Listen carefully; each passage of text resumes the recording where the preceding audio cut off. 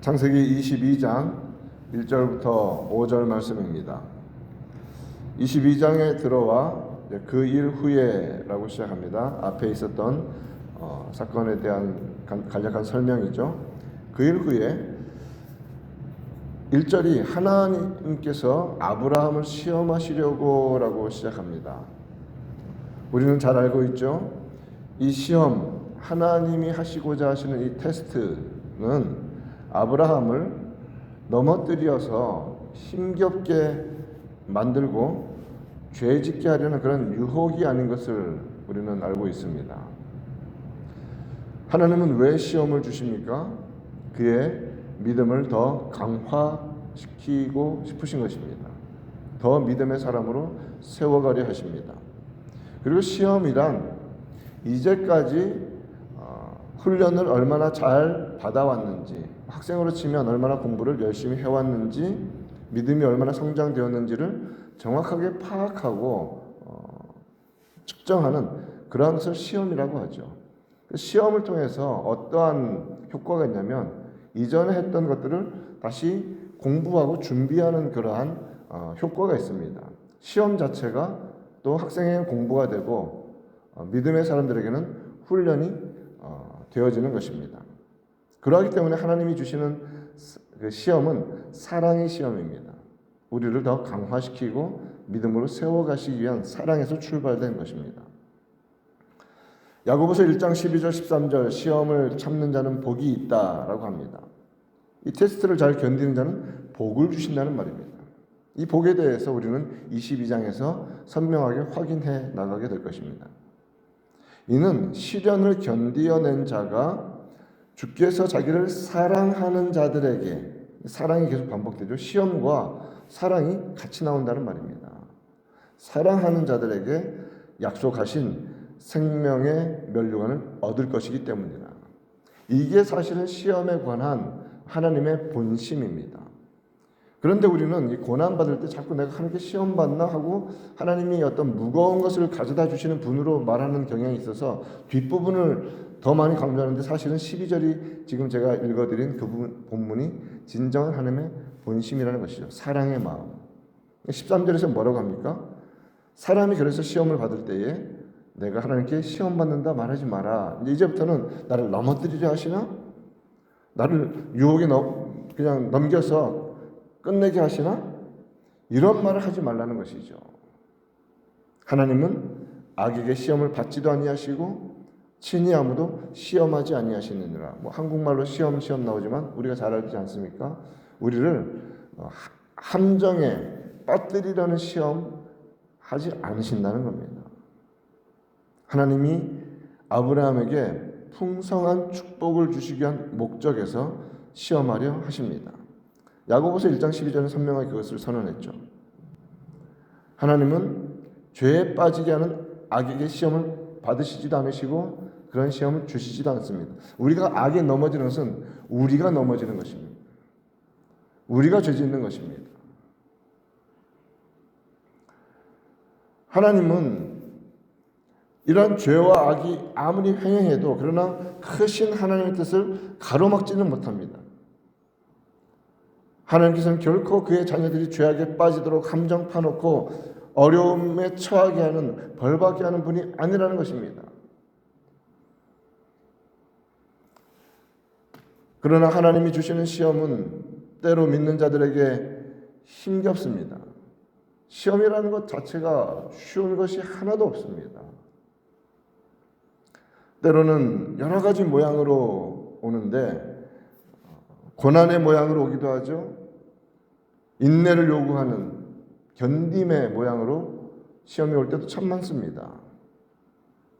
그래서 시편 119편 71절에서 고난당한 것이 내게 유익이라. 이 고난이 시험인데 이를 통해서 나에게 주시고자 하시는 것이 있구나. 이로 말미암아 내가 주의 율례들을 배우게 되었나이다. 고난을 통해서 하나님의 말씀에 집중하게 된다면 그것은 축복입니다. 하나님은 자꾸 그쪽으로 끌고 가시거든요. 어디에 집중하는가? 하나님의 시험은 아브라함에게 독자 이삭을 바치라는 것이었습니다. 너무 시험의 단위가 큽니다. 2절 말씀에서 여호와께서 이르시되 내 아들 내 사랑하는 독자, 하나님도 아세요. 아브라함이 이삭을 얼마나 사랑하는지. 독자 이삭을 데리고 모리아 땅으로 가서 내가 내게 일러준 한 산, 거기서 그를 번제로 드리라 라고 합니다. 이삭은 아브라함의 몸을 통해 태어난 그의 상속자입니다. 이스마엘도 있었고 이삭도 태어났는데, 그런데 하나님은 하나를 더 조건을 주셨죠. 사라를 통해서 태어나야 한다. 하나님께서 아브라함에게 75세 때 가나안에 왔던 아브라함에게 너의 후손에게 이 땅을 영원히 주겠다라는 약속을 하셨죠. 그 언약입니다. 자녀가 있어야 되고 그러면 그 땅을 후손에게 주십니다. 이 언약의 성취가 가능해져야 되는데, 이제 이삭이 나무를 짊어지고 갈 만큼 성장한 그 나이 때에 이 언약의 성취를 가능하게 하는 유일한 고리는 이삭밖에 없습니다. 좀 유일한 고리예요. 무엇이 가능한 것입니까? 하나님의 약속이 이루어질 것에 가장 안전하고 유일한 그런 커넥션이 되는 인물이, 링크가 되는 인물이 이삭입니다. 여종 하갈의 아들인 이스마엘이 아니라 사라를 통해 태어난 언약의 자손입니다. 하나님의 약속이 있습니다. 그런데 하나님은 그 약속을 이어가야 하는 유일한 링크를 끊으라 하십니다. 이거 어떻게 해야 합니까? 우리는 이런 상황 속에서 하나님, 이삭을 통해서 분명히 하신다 하지 않았습니까? 왜 이러십니까? 우리는 보통 그 정도로 약속에 대해서 항변 혹은 반항할 때가 많습니다. 그런데 믿음은 무엇인가? 이삭을 바치라고 하시는데 이삭을 번제로 드리라, 죽이라는 말 아닙니까? 하나님께 바치라는 이 시험을, 이 쉽지 않은 정말 혹독한 시험을 왜 주셨을까? 의도가 무엇일까? 이삭을 죽이는데 하나님의 목적이 있습니까? 이 시험의 진짜 의도는 무엇이냐면 하나님의 말씀에 대한 신뢰입니다. 하나님의 약속에 대한 신뢰에 대한 시험입니다. 약속에 대한 신뢰라는 것은 약속하신 분에 대한 신뢰의 시험이라는 의미도 됩니다. 하나님을 어떻게 생각하고 있는가? 하나님이 누구신지를 어떻게 알고 있는가? 하나님을 믿는가? 약속하신 것을 그대로 이루실 분이라는 것을 믿는가? 그래서 그분의 말씀에 순종하는가? 하나님은 어떤 일이 있더라도 그가 말씀하신 것을 이루실 줄 믿는가?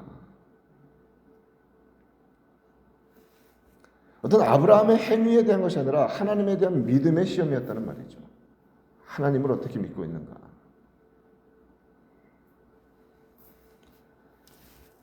시험을 받은 아브라함, 시험지를 받아든 학생처럼, 그런데 아브라함은 정말 모범 답안을 순식간에 써내려가는 그런 얄미운 공부 잘하는 애들처럼 그렇게 이제 시험 답안지를 써내려가기 시작합니다. 아브라함은 주저함이 하나도 없이 하나님의 명령에 순종합니다. 3절 말씀 보면 아브라함이 아침에 일찍이 일어나, 이 일찍이란 단어부터 이미 그는 정답을 쓰기 시작하는 것입니다. 미루지 않고 적극적으로 순종의 자리로 일어나서 나갑니다. 나귀 안장을 지웁니다. 두 종과 그의 아들 이삭을 데리고 번제에 쓸 나무를 쪼개어 가지고 스스로 준비하여서 하나님이 지정하신 곳으로 출발하는 것입니다. 하나님을 믿지 않고 하나님의 말씀에 대한 신뢰가 없는 사람이라면 이렇게 행동할 수 있을까요?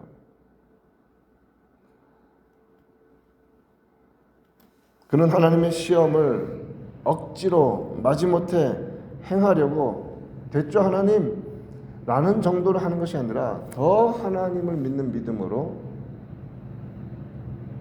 적극적으로 능동적으로 준비하고 움직였습니다. 아브라함이 어떤 마음으로 이렇게 할까? 그럼 이제 믿음 없는 사람들을 비아냥거리죠. 아니 하나밖에 없는 독자를 죽이러 가는데 그게 그렇게 기분이 좋냐? 그런 문제가 아니라는 말입니다. 아브라함이 마음에 무슨 마음을 품고 있기 때문에 이렇게 움직일 수 있는가? 그가 하나님의 명령을 받았을 때 어떤 믿음의 확신 속에서 이 순종의 길을 가고 있는지를 보게 됩니다. 5절 말씀을 보면 이에 아브라함이 이제 도착했죠. 멀리서 그곳이 보입니다. 종들에게 이르되 너희는 나귀와 함께 여기서 기다리라. 내가 아이와 함께 저기 가서 예배하고 예배라는 단어를 씁니다. 우리가 너희에게로 돌아오리라. 이 22장 5절은 여러분 한 단어 한 단어 자세히 보셔야 합니다. 먼저 자신이 이삭과 함께 가서 산에 가서 예배하겠다고 말합니다. 하나님께 번제를 드리는 것이 내 입장에서는 어떤 행동으로서의 순종이 말하지만 그러나 아브라함은 하나님 중심으로 이것이 무슨 행위인가?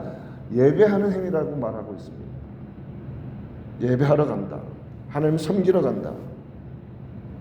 이삭을 바치는 것이 하나님을 예배하는 경배의 일이었음을 그는 고백하고 있습니다. 그 다음에 중요한 표현 우리가 너희에게로 돌아오리라. 원문에 보면 내가 아이와 함께 가서 예배하고 돌아오겠다 이렇게 동사가 이어져 있습니다. 즉 우리가라는 표현이 맞는 것이죠. 나와 아이가 돌아오겠다. 우리가 돌아오겠다. 이게 말이 됩니까? 나와 이삭이 돌아오겠다. 지금 가는 길은 이삭을 바치러 올라가는 길입니다. 그것을 예배라고 표현했습니다. 비록 그를 제물로 드리더라도 하나님은 그의 신실하심과 능력에 근거하여 그의 약속을 반드시 이루실 분이다. 이삭을 통해서 하나님은 그 약속을 이루신다. 그래서 우리는 같이 돌아올 것이다. 이삭을 통해 그의 후손에게 땅을 주신다는 약속을 이루실 것이기 때문이다. 히브리서 11장 19절에서 그가 아브라함이 하나님이 능히 이삭을 죽은 자 가운데서 다시 살리실 줄로 생각한지라. 이것보다 더 정확한 믿음에 대한 부활의 믿음에 대한 표현이 어디 있겠습니까? 지금 아브라함은 그러한 모습을 보여주고 있다는 것이죠. 지금 번제를 드리러 올라가는데 그 자리에서 우리는 다시 올 것이다. 그 마음에 무엇이 있었다는 것입니까? 하나님은 죽은 자도 능히 살리실 분이시다. 근데 왜 살리시는가? 그의 약속을 이루실 것이기 때문에. 그 약속을 믿으면, 그 약속하신 분을 믿으면 어떠한 경우라도 간다는 것입니다. 왜 우리가 못 나가는가? 하나님에 대한 믿음이 약하고 하나님이 주신 그 약속에 대한 그래서 또 약속에 대한 믿음이 약하기 때문에 약속에 근거해서 못 나갈 때가 너무나 많습니다. 아브라함은 그 믿음의 걸음을 시작하고 있는 것입니다. 아브라함에게 그러한 부활의 믿음, 하나님의 능력에 대한 믿음이 있었기 때문에 시험받는 자리로 적극적으로 능동적으로 준비하여 갈 수 있었습니다. 올 한 해 1월 2일 우리가 새벽기도회 시간 이 시간 6시에 시작하면서 주신 메시지를 이 메시지로 주신 것을 마음에 품으십시다. 하나님을 믿는 한 해 됩시다. 능력이 하나님을 믿고 말씀하신 대로 믿고 흔들리지 말고 신실하신 주님을 믿고 믿음으로 행하는 올 한 해 우리 되기를, 우리 교회 되기를 우리 구주 예수님의 이름으로 축원드립니다.